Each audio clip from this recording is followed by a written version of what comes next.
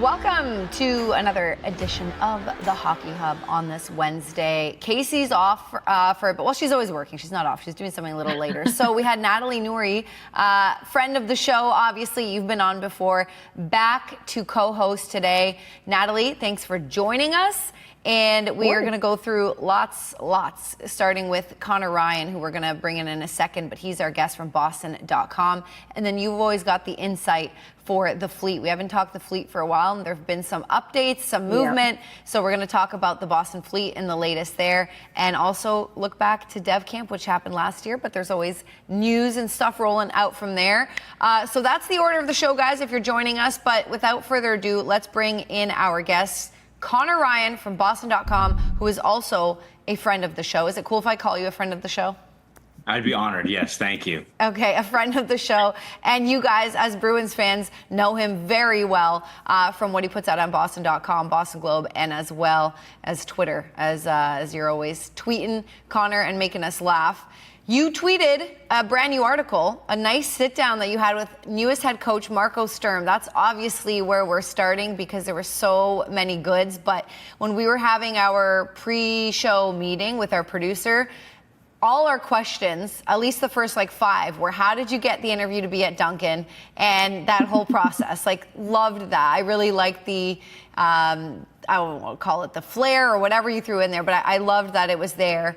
Tell me first, how did you do it? Did you ask Travis, who, for fans at home, that's part of the PR team, the wonderful PR team with the Boston Bruins? Annie, how did you hook this up?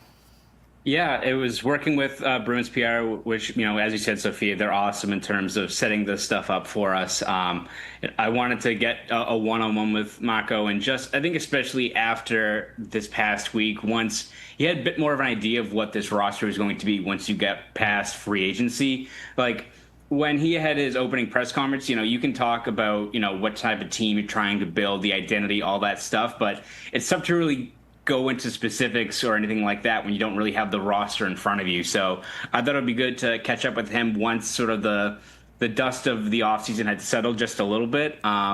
And yeah, we were trying to figure out what would be a cool spot to have it at. And I think we all know, where else does business get done in New England than Dunkin Donuts? So what better venue to have that in terms of having a cup of coffee and talking about the Bruins and the expectations for this upcoming season. So it all came together pretty well. You never know, kind of like when you order a Dunkin', you never know what if it's going to be a good one or not. That's part of the joy of the coffee itself. You don't know what's going to be going on inside the Dunkin'. It's going to be hectic or anything. Nice and quiet.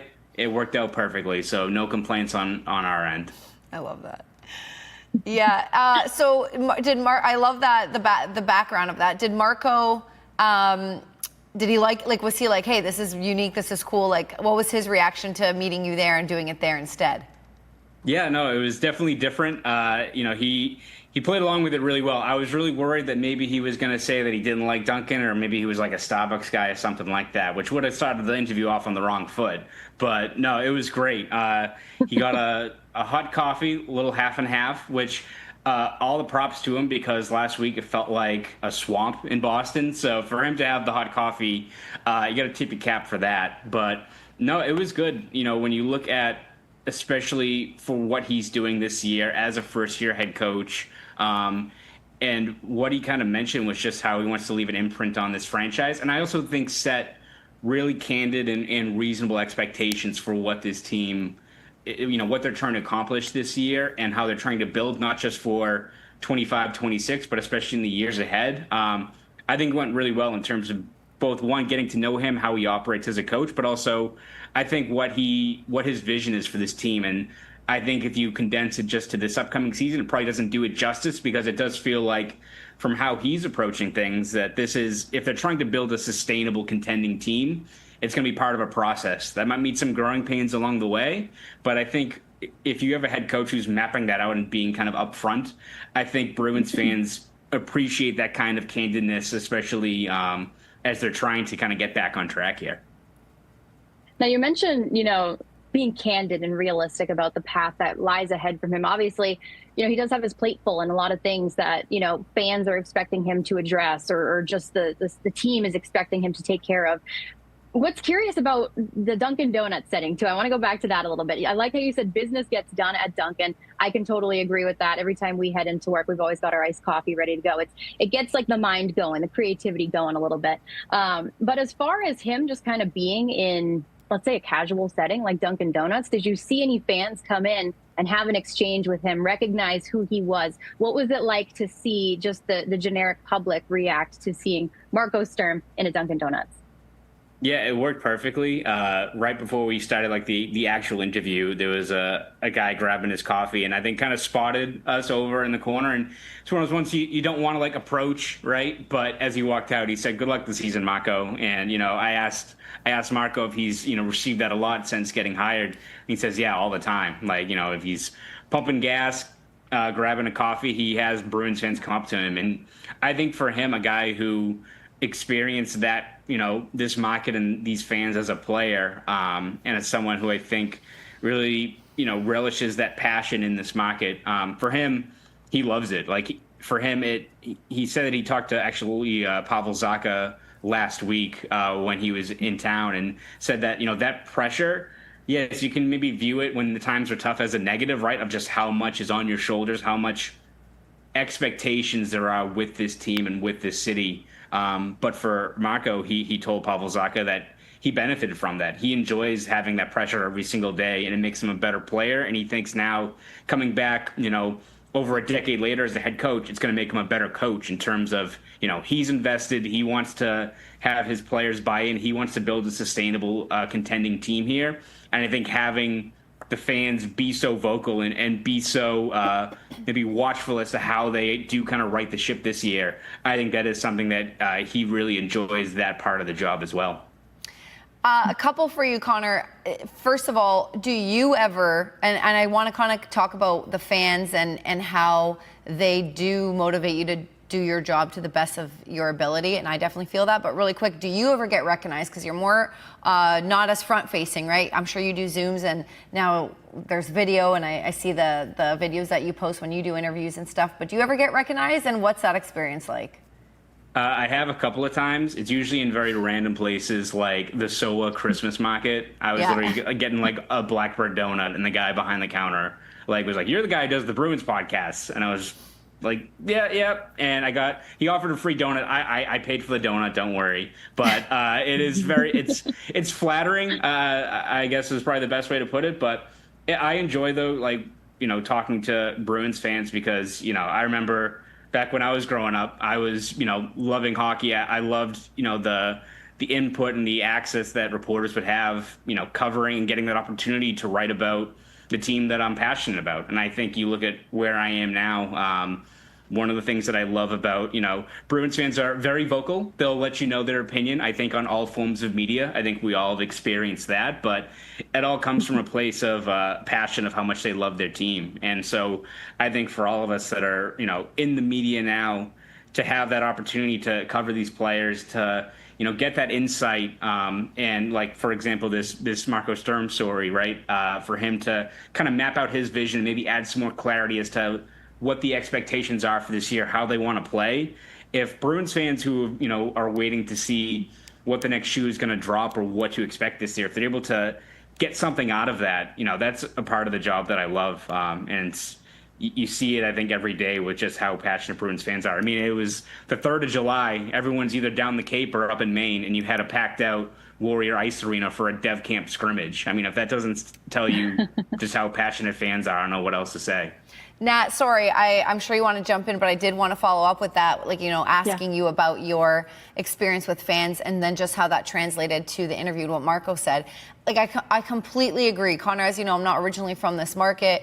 I'm from a market that's considered just as passionate, super intense in Toronto. But it's so different here in the sense that it's not that you'd lose pride or you'd wake up one day and stop trying, but sometimes when you get comfortable, you forget, and you're like, oh, okay, this is easy, or I get to do this or whatever it is.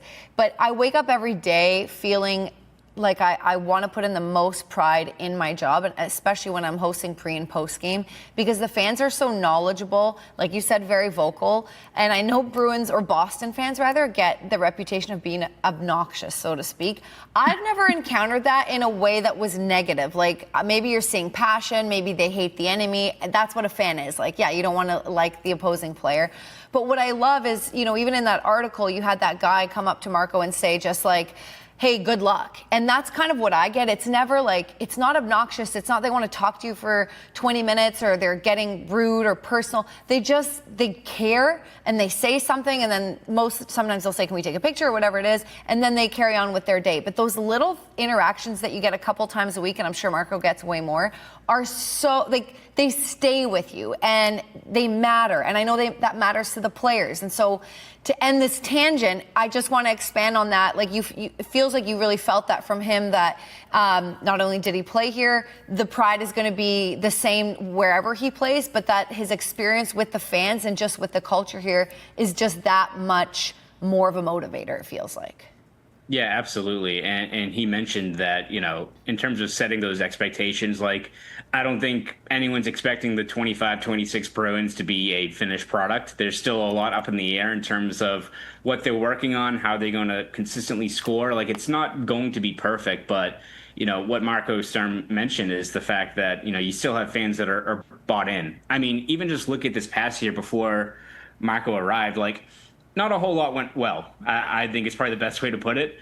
But, you know, amid the disappointment, I think, of a lot of Bruins fans expecting that to be a team that was going to be in the playoff push, once you get to, you know, the dog days of March and April, where you don't really have all that much to play for, you have Bruins fans looking at USHL highlights of Will Zellers. I don't know how many other fan bases are like combing through YouTube or Twitter trying to find like prospect highlights. Or, you know, I think you even see just how much of a lift it was in the fan base the last couple weeks once you're able to get a guy like James Higgins. And like, is James Higgins a lock to be a franchise center? No, you have to see him continue to develop. But I think, you know, a fan base that loves hockey, loves his team so much, to have that kind of spark of hope with these younger prospects to see what Marco Sturm's trying to build, even if it's going to be a step-by-step process, maybe it's a 2 to 3 year retool, rebuild, whatever you call it, I think the passion is going to still be there from the fans in terms of what they're trying to build. And I think that's why it was so important for Marco to kind of map out just what they're trying to build here. It's not, you know, he didn't say like, hey, you know, it's going to be playoffs or bust, or like, whoa, no, we think like we're going to, you know, right the ship right away. Like, you hope that happens, but I think they're also setting reasonable expectations. And I think if you map that out to a fan base that is used to winning, but I think knew that the bill was going to come due eventually, and now you're in the process of building up a new supporting cast of characters, you're bringing new prospects into the system, I think there's an appetite for that. And I think there's also probably some patience that can be afforded by fans if in, let's say, 26, 27, this team really feels like they are on the upswing and can be a team that for the next 5-10 years is going to be in the mix once again. I think that's their end goal of what they're trying to build here. I mean, you mentioned a lot of things that's worth unpacking there. But one of the things I want to touch on is like not only the Bruins fan base, but the Bruins themselves. They're not used to having such a long off season where they have a summer and like, you know, they're always doing that postseason push. And this year was just like a little different. You know, they had a little more time, I don't know, maybe to sit and marinate or watch those prospect highlights you were talking about. But before we get to the prospect side of things, you know, what's interesting about bringing a new head coach in, I feel like the question to me is always, you know, how is that bond, how is that trust going to be received from the team to coach, staff, back to the team, vice versa? It's just, in my brain, the first thing that comes to mind is the culture that's going to be built. And I think I read something in the article that you put out, just he mentions he wants to develop a competitive, cohesive group, not only in games, but on and off the ice, in practice too. You know, what do you think you've heard and seen from him that's going to allow him to kind of tackle that from the head coaching position? And how do you think that is going to be received by the team? What kind of culture do you think we can expect with Sturm at the helm? Yeah, I think it even harkens back to what Don Sweeney said after they brought in a lot of these free agents, of saying that he wants the team to be a hard out, and they really weren't last year. And I think once you add in like Marco's comments about them just trying to reset the foundation and build something back up, I almost feel like Bruins fans, when they heard Don Sweeney mention hard out, they thought this was kind of the same thing as last year of like, oh, they're trying to be more physical because they think it's going to help them in the playoffs. I think the Bruins are, they're expecting themselves to be better this upcoming year. But I also think, let's say they come up short, then maybe they're not quite there to be a legitimate contender this season. Maybe they're at least playing meaningful games in March and April, and some younger players are getting elevated minutes. I think hard out means that by bringing in, veterans like Sean Corrali, who can kind of help out the younger players, by bringing in a guy like Tanner Jeannot, who's obviously a pretty imposing player out on the ice, even a guy like Mikey Asamont, who's a really physical player.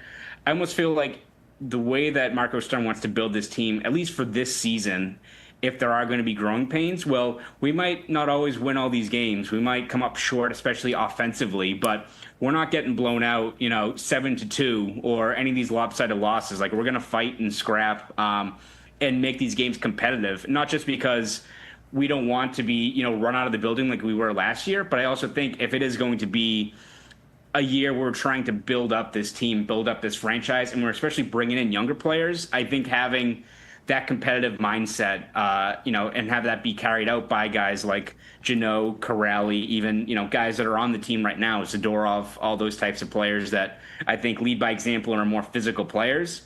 I think they're trying just to build that culture of accountability, hard work, not just on the ice during games, but as you said, in practices.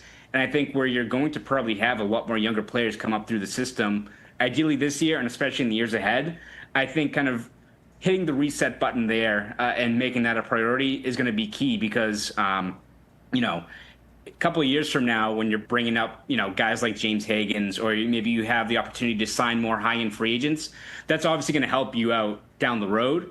But if you're, you still don't have the right foundation or the right culture or the right identity with this team, then I don't know how exactly you're building a sustainable team. So I do think for him, it all comes down to getting that culture back, getting that emphasis on hard work, tenacity. And I think that's what they're trying to build this year as far as being a hard out. I think it's both on the ice for this season, but I think just the long term, what he wants to be the standard for this team moving forward. Speaking of standard, so we've had two, I feel like, very different coaches in terms of their approach. At least, in my tenure, Bruce Cassidy and Jim Montgomery seemed, and you can disagree if you do, quite different in terms of their approach with the room, their approach with players. And then, I think every coach works their players hard and in practices and morning skates and stuff like that. But I think they had different styles, let's put it that way. I might be asking you an impossible question to answer because you haven't seen Marco Sturm run the training camp yet. You haven't seen a preseason even. You haven't seen a morning skate or a practice. So it's hard for you to kind of get a vibe on what his style would be. But did you get any closer to maybe identifying that? I think let's start with something you just mentioned, hard work and standard being very high up there. So you're not showing up ever without putting in the work. Is there anything else that you feel like you could give us a read on, or is it too early to tell?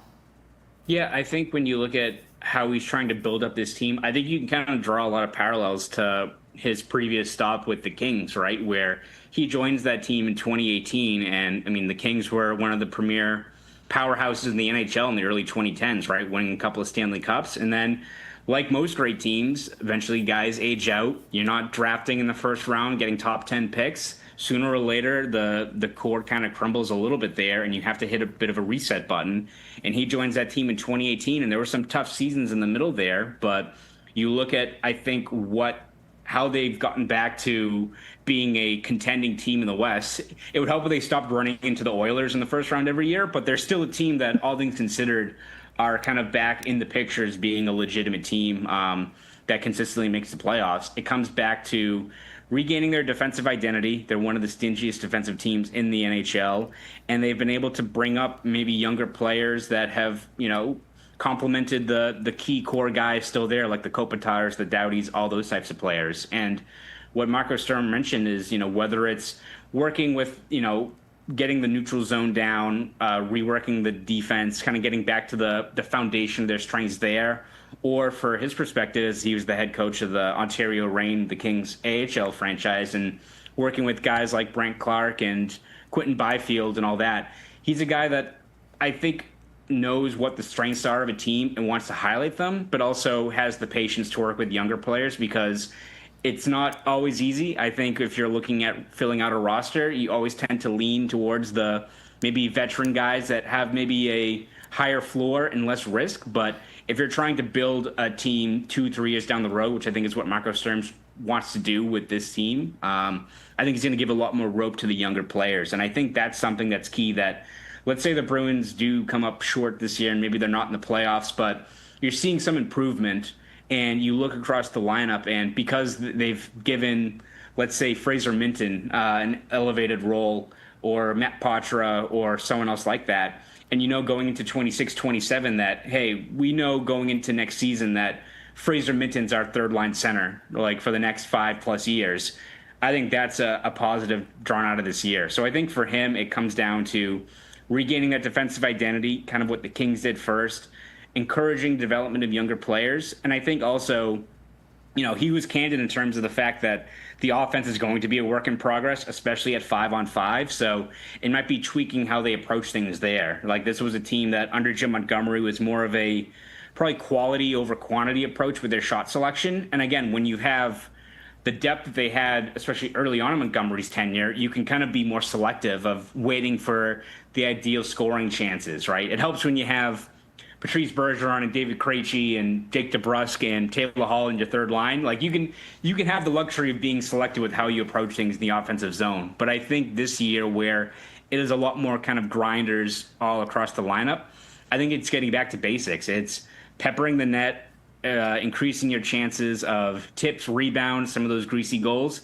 and then just a focus on pace and forechecking. I think that's something that the Bruins this past year really struggled to generate offense for a lot of reasons, but they were also just, I think, slow to pucks, weren't winning puck battles. And I think for them, if they change their approach and it's kind of just simplified, dumping pucks in, winning them back, and then firing on the net, it feels easy to say now, right? It's easy in practice to map out something like that. But I think those are the things that Bruins have to get back to in terms of building things up. And then as you bring up prospects and other guys down the road, then more of that skill can kind of naturally take over. I love hearing that. I mean, we'll have to see, but I love hearing that he's going to be giving the youth maybe a bit of a chance. I'm in the impatient category. I'm ready to see it, but I know there's a process. Conor Ryan joins us from Boston.com. Excellent coverage of the Boston Bruins. He wrote an article, one-on-one with Marco Sturm. He's going to stay on the show. We're going to send it to break, but he's going to be back. We're going to dive into development camp next. We'll be right back after this. Welcome back to the Hockey Hub. As mentioned before we went to break, Conor Ryan of Boston.com joins us. Sophia and Natalie here with you. We're continuing a conversation where it started with Conor's excellent article. He had a one-on-one with newest Bruins head coach Marco Sturm, and you guys can go to Boston.com to read it. Lots of details in there. I feel like I want to address everything, but because we kind of dive into these topics, Conor, we won't be able to get to everything. You just finished explaining the vibe you got of what Marco Sturm's style might be, and something that's been consistent is that you said he's been clear that, of course, they want to make the playoffs, but this might be a little bit of a longer-term goal of how he's going to take the team. So that being said, the youth might have more looks, or, he's really keen on developing them. So before we get there about his thoughts on it, what were yours from development camp? I would love to see them have some NHL time sooner than later, but I know that's not always the smartest move. What have been your thoughts? Did anyone stand out to you in development camp? Yeah, I think you look at where this team was this year as far as their dev camp roster. I think there was a lot of emphasis on skill. I think you saw that with this recent draft class. It helps when you have a guy like James Higgins as your headliner of your 25 draft class, but I even look at someone like Vasek Blanar, who is their 4th-round pick, 6'4" defenseman, didn't pop up in a lot of draft rankings, so you wonder if this is a guy that they went really off the board for. But kind of reminds you a little bit of Mason Lohrei, who wasn't really ranked that high going into his draft year as well, but you see the skills that they have, right? A 6'4", 6'5" defenseman with really offensive instincts, and he's a guy, Blanar, that's pretty raw. Like, he's still has to work on his D zone a little bit more, needs to add some weight, but you like the skill set there. And I think the Bruins, where they've been hindered, I think, in the past by, bringing up prospects that, have a high floor, maybe their ceiling isn't impactful at the NHL level. I think it's maybe a little bit of a change of pace and probably something they need to do, where if you are trying to swing for the fences and bring up impactful players, it's trying to find those guys like Blenar. It's trying to, target a guy like Dean Letourneau, who I know didn't have a strong first year at BC, but you still like the skill set and what he provides. And I thought Dean Letourneau actually had a really good end to Dev Camp, where I think everyone knows about his stats his first year at BC. He probably shouldn't have been at Boston College as a freshman. Going right from prep to Hockey East is a sizable jump. But he's a guy that you see the skill, you see the puck work that he has, his ability to generate chances from in tight, but also a guy that's 6'7". I think you saw him be a lot more assertive later on in the scrimmage of using his body. And I think you look at what Dean Letourneau can be. Is he going to be Tage Thompson, like people said he was going to be right after he was drafted? No, that's not fair to the player to compare him to a guy like that, a 40-goal scorer, just because he's also 6'7". But I think you see what Dean Letourneau did during the scrimmage of fighting down low, winning puck battles. He had a good reverse hit on Christian Kostadinsky, who's a 6'6" defenseman in the Bruins system as well.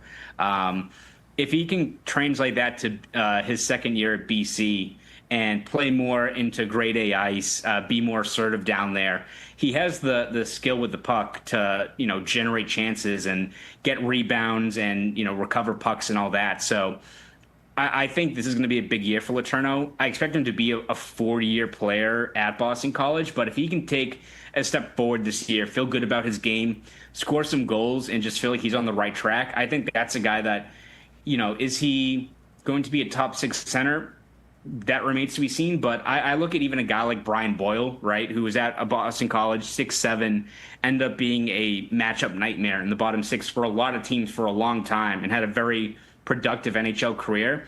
If Dean Letourneau can be that player for you a couple years down the road, that adds value, right? Like, as much as everyone wants a first-round pick to be a top 6 franchise player, 30 goals, 40 goals, all that, if you're able to fill out your roster with a couple of guys here and there, whether it's Letourneau, Hagens, Will Zellers, it just makes the whole rest of your team that much better down the road when you have the pieces in place that can complement the usual suspects, right? The Pasternaks, the McAvoys, the Swayman. So, as you said, a couple years away for a lot of these players, but I think there's a lot to like about the upside that they have in their system, which wasn't the case even a year, 2 years ago. It's really exciting. Someone who works in Hockey East over here, that Boston College has entered the conversation so heavily with the Boston Bruins. You've got Hagens, Letourneau, Gasso, a couple of other Eagles. It's just exciting. And I think it's been fun because whenever I get to cover the Eagles down at BC, it's like, okay, I'm keeping an eye on some of the Boston draft picks too and seeing how they're doing. And, there was a little bit of a question mark with Dean Letourneau this year. Talking with Greg Brown, he said it's a huge jump for someone of his age to come from Canadian prep to go to Hockey East. Early on, I think it was about November, he was saying he's done a nice job easing in, but we're hoping that he will be that offensive contributor soon. You mentioned, he's finding a way to be more assertive, physical. What's interesting, I talked to Sophia about this, is I didn't realize he had a broken hand all season with BC too. Yeah. Went home during the Christmas break, got surgery on it, came back and continued to play. So, tough kid, young kid, but tough. And he's got his head, his laser focus on the goal there. So I think it's really cool to see what he will be doing.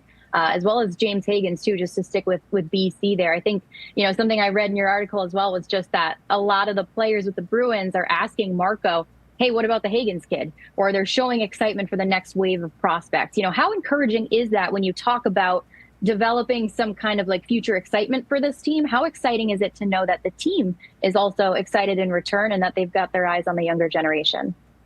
Yeah, I think it's really encouraging because especially if you look just from, the perspective of a guy like Hagens, like it's not set in stone what he's going to do next year. I imagine probably the best path for him is to go back to BC, I think, dominate like a lot of people expect him to as a sophomore now that he has a year under his belt, feel good about his game, and then potentially join the Bruins once BC's season's over in, March or April. I think that's probably the most realistic course of action, kind of following what Ryan Leonard did this past year going, having a Hobie Baker level campaign and then jumping into the Capitals at the end of the season.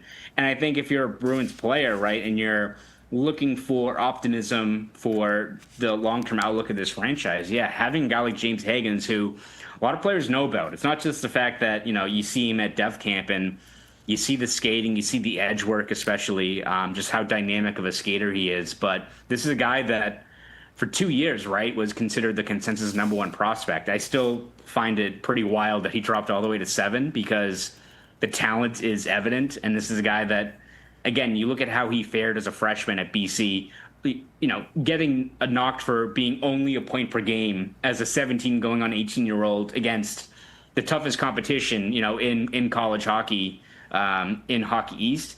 I feel like he's going to be a player that even early on this fall, a lot of other teams are going to be like, oh, we probably should have taken him, huh? Because, I don't think it's a stretch to look at just what he did this past year, what his track record has been with the national development team, in international competition, and not expect him to put up a 50-point season as a sophomore on, again, a still very good BC team where, yes, he doesn't have Ryan Leonard and Gabe Perreault as his line mates, but I think it's going to benefit him of being maybe more of a puck-dominant, assertive type of player because I think when you have guys like Leonard, you're naturally going to defer to them quite a bit, especially in the offensive zone, but Higgins is a guy that's so effective with the puck on his stick, and he's so deceptive, especially with his skating, that the more he just has puck touches, he's going to make stuff happen. And I think having him be more assertive going into his second year at BC is going to benefit him. And I think it's going to be encouraging for the Bruins when you see him probably stuff the stat sheet going forward this year. He's a very special talent and a guy that I didn't think could be up with this team by the very end of the season. I really like that trajectory because I've been kind of back and forth. At first, when he was drafted, I was like, okay, there's no way he's going to play in the NHL next year. Everyone chill out. And then in spending time at development camp and then obviously talking to writers or assistant coaches, then I was like, well, actually, maybe there is an opportunity here and maybe it wouldn't be too bad. But I think we'll see how it plays out, but I think that's a perfect medium, right? Where he finishes his season in BC, hopefully puts up good numbers, develops a little more, continues to put on weight, all that kind of stuff, and then maybe makes an appearance at the end of the season, as you mentioned, or nearing towards the end of the season. I want to move, by the way, I'm just throwing this out there. It's kind of breaking news, Connor. We don't have to dive into it, but we just saw before we started the show that Ryan Bourque, the son of Ray Bourque, took an assistant coaching job with the P Bruins. So we just wanted to throw that out there because this is a hockey show. Welcome to our new assistant coach for the Providence Bruins, Ryan Bourque. And maybe we can get him on the show in the next couple of weeks, actually, just to talk about that move and, what he's going to have a bit of a line into the Boston Bruins and talking about what he's seeing for those guys down there. But I want to jump from prospects to veterans, and we know there were a couple that wanted to have better seasons with the Boston Bruins. Elias Lindholm being one of them, Nikita Zadorov as well. Pavel Zacha also expected a little more from himself in terms of offensive production, and then we had the injuries to Lindholm and McAvoy. One of them, all of them, none of them? Are you expecting any of them to really take it up like at least 30% of a notch this season? I feel like they need them to. The Bruins need them to. But anyone in particular you're zeroing in on there? Yeah, I think it's going to be key just to have Charlie McAvoy and Hampus Lindholm back, because I think if the Bruins are trying to be competitive this year and getting back to that winning formula, it all goes back to defense, right? And I think it's getting back to playing to your strengths. And I think they expect, whether it's Charlie McAvoy or Hampus Lindholm, who was arguably like their best player, I would probably say, through the first 6 weeks of the season before he goes down with that knee injury. If both those guys are back to full health, it's just a tremendous weight off the shoulders of the Bruins in terms of how they're building up their defensive personnel. And then you go from there to, I think there's a lot of expectations now on a guy like Morgan Geekie to, I think when you look at where the offense is, you kind of need him to be a 25, 30 goal scorer. It's not just you're hoping that was a one-off and you take the rewards where they come. Like, he's a guy that is going to be a key piece for this team moving forward. So if you're able to get that first line of Morgan Geekie, Elias Lindholm, and David Pastrnak to carry over how they ended last year, where they were a legitimate, 5-on-5 buzzsaw. Like, they were scoring a lot of even strength goals. They weren't giving up a whole lot of goals, which was an accomplishment for this team last year because they gave up a lot of goals. If they can carry that over, it's still going to be a work in progress of what the second line is, how the pieces fall into place in the bottom six. But if that first line can kind of spark that chemistry, and we've seen when you have a guy like David Pastrnak, who's a cheat code on the ice, right, especially offensively, he can carry a lot of that weight. And if he's playing at a high level, and it means that you can now reasonably expect moving forward that Morgan Geekie can be a 25, 30 goal scorer. If it means that Elias Lindholm can be more of what we expected going into last season, where, yes, I don't think he's going to be an 80-point guy, but can he be a 55, 60-point centerman? If you can have those guys step into those spots, things start falling into place a little bit more. Again, it's not going to be a finished product. You're still waiting for more reinforcements to get here, especially within the system. But having that top line, I think, settle into a groove early is going to be key for this team in terms of just getting off to a strong start this year. Now, Connor, on the topic of offense, obviously it's no doubt that the Bruins wanted to get, some more goals, some more of that going. One area I did want to talk about is the power play, and especially, the addition of Steve Spott with this team, coaching, I think, the 7th top power play in the league last year.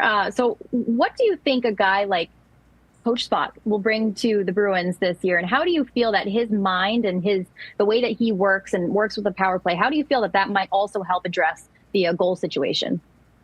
Yeah, I think you look at his track record, not just with Dallas, but he kind of followed the Pete DeBoer coaching tree, right? Where he was with the San Jose Sharks, he was with the Vegas Golden Knights, all teams that during those respective runs had really elite power play units. Again, it helps when you have really good personnel, right? If you're Dallas with Wyatt Johnston and, Heiskanen and Rantanen to what, the Sharks had when Erik Karlsson showed up, that helps. But by that same argument, you look at the Bruins and where they were last year, I think, 28th, 29th in power play, still had good personnel there. Like, you still had David Pastrnak and some of these players that should be impact players. And I think that's something that Marco Sturm mentioned, that, 5-on-5 even strength scoring is going to be a bit of an uphill climb for this team in terms of consistently getting it beyond when David Pasternak's on the ice. But if you're able to get that power play, I'm not thinking they're going to go from 28 to a top 5 unit like when they had Bergeron in the bumper and Torrey Krug on the blue line. But if you can get to 15th overall in the NHL and you have the personnel and the talent in place to do it, I think it all comes down to what Steve Spott can do in terms of just maximizing their opportunities. And I think for him, when you see how Dallas was so effective, they had so many guys, whether it's Duchesne, Heiskanen, Rantanen, move the puck with authority. Like, it never felt like it was, all ending on the same play. Sort of like how last year, I think a lot of penalty kill units looked at the Bruins power play and it's like, all right, let's have 2 guys shadow David Pastrnak because we know the shot from the left circle is coming. If you're able to, I think, encourage more puck movement, getting more shots from, let's say, the blue line, encouraging more of a shot-first mentality from whoever the guy is going to be, whether it's McAvoy, Lohrei, even Hampus Lindholm up there. If it means, getting more puck touches to Elias Lindholm at the bumper position, or maybe it's you have Morgan Geekie on the half wall, and he's another shot threat there. I think just encouraging more pace and movement with that unit is going to it should lead to an uptick in terms of what their generation, what their offense is going to be, because it can't just all lie on David Pastrnak with the shot. Maybe you get him more involved with being more of a rover and being more of a distributor on that power play and moving guys out of position. But I think it comes down to pace and execution with how they move that puck, because it can't just all end with the same sort of sequence of David Pastrnak winding up. Because I think teams now, after 8+ years, know that sequence is going to come. So I think you have to change things up just a little bit. Couldn't agree with you more. I missed the that power play with Krug, like you said, on the blue line, and that was so fun to watch. You knew when they got it that they were going to score like 9 times out of 10. Those weren't actually the stats 9 times out of 10. That'd be ridiculous. It felt like it. It felt like 100% felt like that. You knew that it really was a man advantage. Connor, we have to let you go. Last, very quick, final question, most important to me. I already asked you about your Dunkin' order for drinks, but because we know Marco Sturm likes some sesame with cream cheese, what's your food order at Dunkin' if you're ever getting any? I don't always get it, but I usually do the wake up wraps. The wake up wraps and the hash browns, I think, are a good go-to. Like I'm actually, I don't know if I'm going to get in trouble with the top brass at Dunkin' by saying I'm not a huge like donut guy in general, so I don't usually go there for anything like that. But if I'm in a rush, I skip breakfast or something, wake up wrap, gets the job done. I agree. I like the black peppered croissant sandwich in the morning. That one, if you guys haven't tried it, give it a go. Conor, we have to let you go, but guys, Boston.com, brand new article written by Conor Ryan. He goes one-on-one, sitting down with Marco Sturm over coffee. They really get into it. Great conversation. Lots of insight, as usual, from Conor. Thank you so much for being, not a guest, pretty much a co-host. You've done more than half the show, so thanks for being on. We'll see you guys after the break. I'll come back to the Hockey Hub. Sophia and Natalie Noury here with you guys. We had Conor Ryan on for the majority of the show, gave us some great insight. We talked a little bit about development camp, Natalie, where I was also going to attend and got to do a couple of one-on-ones to get to know some of the Bruins prospects. So we're actually going to throw to a little one-on-one with Will Moore, and then we'll come back to discuss. You seem very comfortable with media. Do you have a lot of experience with media? I just like talking. You do. We like that. We definitely like that. Yeah. Yeah. And do you think you're gonna were you a captain on any of your teams? More of a morale guy. More of a morale guy. Not as like vocal and criticize people as much. So. But you'll pump the team up. Yeah. Okay. Very cool. What are you looking forward to with BC? I know you answered a lot of these questions, but like obviously the program, you know about it. Now you're so close to the team that drafted you. Yeah. What are you psyched about? I mean, honestly, the real question is what isn't there to look for. I mean, BC is incredible. It's not really anything I can say negatively about it, but just, you know, the way I'm going to develop there. I think that's the biggest thing. That's part of why the Bruins drafted me. That's because they have such a trust in the BC development program. And yeah, just excited to, you know, keep learning, keep getting better, and, you know, hopefully ultimately develop enough to, you know, make the roster and, you know, be an impact. So yeah, just super excited for my progression throughout. How many guys do you know on the team? Well, met Gasser, already knew Slim, and then Stiggs, know him too. But other than that, you know, Dino, forgot about him. Nice. That's all right. Yep. And Lots of people. yeah, but other than that, you know, not really. But You'll learn. You'll get to know them. They're all great guys. You're probably tired of the piano question, but too bad. Sorry, we gotta ask. Do you still play? Yes. Okay. Sometimes. Does it actually translate? We're talking like this is serious. Does it actually translate to anything to do with hockey in terms of being able to do two things at once, the way you focus, or do you think they're just totally separate skills? It's serious. Yeah. Okay. Yeah. I mean, you kind of nailed it on the head. You kind of answered the question for me. So. Two different things at once? Yeah. Good reporting. Yeah, exactly what you said. Being able to do multiple things at once, seeing different notes on the keys, and being able to, you know, coordinate those things with your hands. And yeah, I think it's honestly shown in my game. Just, you know, soft hands, very creative, and, you know, same thing piano. So yeah. Couple more for you, then I'm going to let you shower.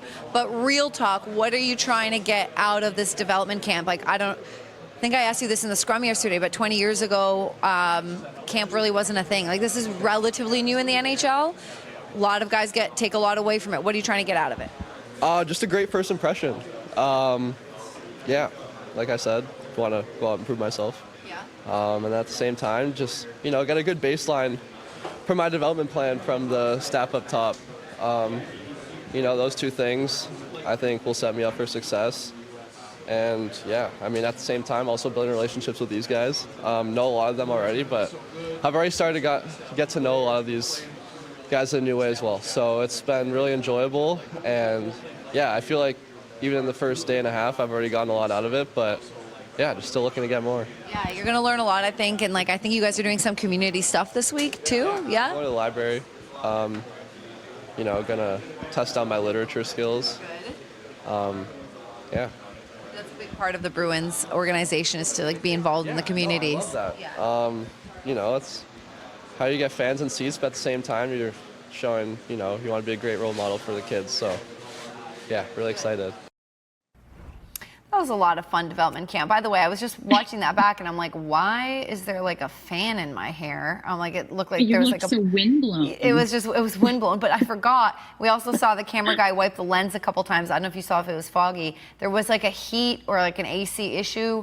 I think maybe not all of Warrior, but in the room in particular. So imagine like 40 sweaty guys that just come off the ice, condensation. They had fans everywhere in that room. It was a hot day. So in case anyone's wondering what that was the reason. But yeah, I don't know if you want to take anything away. It wasn't like an amazing interview there, but you wanted to talk about the travel that the guys got delayed, right? And then they made it to training camp and what that, or not training camp, we're calling it development camp, what that says about their character, right? Just to go through that and come on no sleep back to Boston. Yeah. You know what? It doesn't matter if you're running on 2 hours or 10 hours. If you're getting a chance to play with the Boston Bruins, you're going to do it. And that's exactly what he and James Higgins did, which I thought was awesome. And I just, you know what? I'm glad that I didn't see that interview prior to this moment right now, because you couldn't see me, but I was chuckling behind the scenes because, first of all, you look so tiny next to him. How tall is he on skates? You know what? I don't think he even had his skates on, to be honest with you, but he's definitely in the higher height category for sure.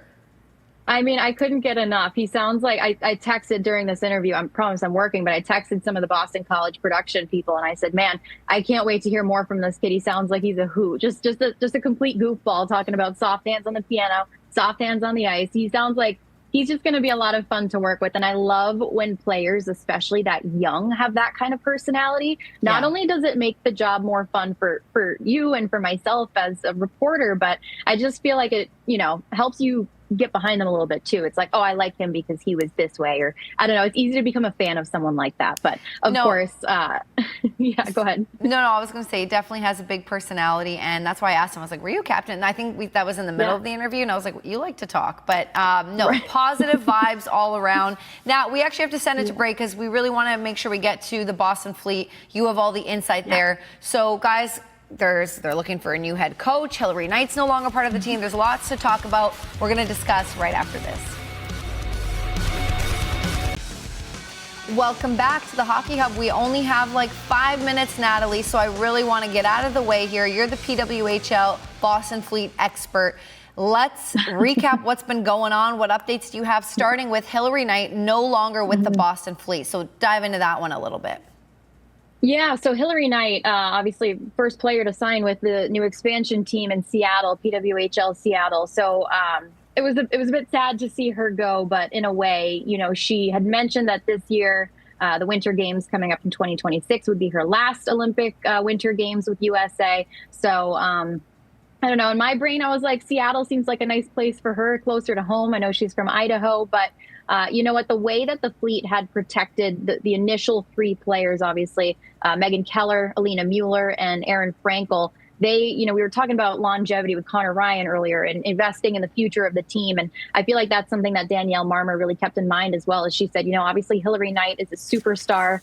We are honored to have had her be a part of the Boston franchise for the past couple of years, the inaugural year. But they wanted to invest just kind of in what we had now and what was coming up in the near future. And I think that, Danielle Marmer did a really nice, well-rounded decision with who she protected. And then once, of course, Knight and Hannah Bilka were taken, they additionally protected Shea Maloney. So I think they invested in some really good pieces for the Boston Fleet, although very sad to see Hilary Knight go. It will be cool to see her in Seattle, closer to home, and especially when she comes to play Boston again. So a disappointment to see her go. I was always, pretty starstruck when I got to talk to her, but it's going to be cool to see what she does in Seattle. No, for sure. And obviously she had an impact on this Bruins community. And I know a lot of people, this Boston community, and a lot of people still have her jersey and would rock it proud. She's a big part of history for the Boston Fleet. But speaking of leaders, another one stepped down, that being the head coach, but not for any, I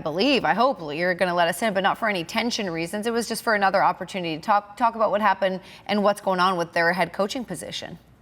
Yes, Courtney Kessel has stepped down after last year. She was, with the Boston Fleet, the Boston team for 2 years. It was wonderful. She was the first coach I got to work with in professional hockey. So, of course, sad to see her go as well. but she is now the head coach at Princeton for women's hockey. So she was an assistant there a few years ago, full circle moment for her to go back and now be at the head of that program. So Courtney Kessel, she was fabulous. Loved her in Boston. Going to love her for Princeton as well. But as of right now that the draft is over, all the pre-signing expansion is over, Danielle Marmer has shifted her focus. She is in the process of interviewing some candidates for that head coach position. No update yet, hopefully soon. But right now she is interviewing a few people who she feels can fit the culture and drive the product on the ice as well. So hopefully that announcement comes out soon. I'm definitely excited to see who they will go with on topics of new head coaches, obviously Bruins, Fleet in the same boat with that. So it'll be interesting to see where that goes. And I'm excited to get to see who the next Fleet head coach is, because that will make my job a lot more fun too. Totally. And listen, sorry, you have about 30 seconds to answer this one, so I'm not really giving you a chance. Sure. But the Rapid draft fire. class, 2025 draft class, is there anyone you want to talk about for about 30 seconds that jumps out to you who the Boston Fleet drafted? Yeah, I mean, of course, all of them are great and special in their own ways. I think I was really excited about Haley Wynn and Ella Huber, what they'll bring to the team. But do want to give a shout out to Abby Newhook as well. She was on Respect Her Game over with Annabelle and Casey. So she talks about just the opportunity to play in the PWHL. And that's something I actually spoke to her about 2 years ago when she was a junior in college. So I know for her, this was a dream come true. And I'm excited to listen to that interview because I haven't gotten the chance to yet. But I think it will be really cool to see her stay in Boston. Honestly, the kind of fan base that she continues to drive as well, being kind of a local kid. So I'm excited to see what Abby and all the rest of them can do. So it'll be a lot of fun, but definitely go check out that interview. Yeah, so that on Respect Her Game, as you mentioned, Abby Newhook from BC. Yeah. What a cool thing. I know we're wrapping the show, but, even 5 years ago, women who finished college weren't looking forward to getting drafted anywhere, and now there's a whole league. But a conversation for another day. Nat, thank you so much for joining us on the show. Conor Ryan as well. Thank you for being on for more than half of that. Guys, we'll be back next Monday for another edition of the Hockey Hub. Have a great weekend, everybody.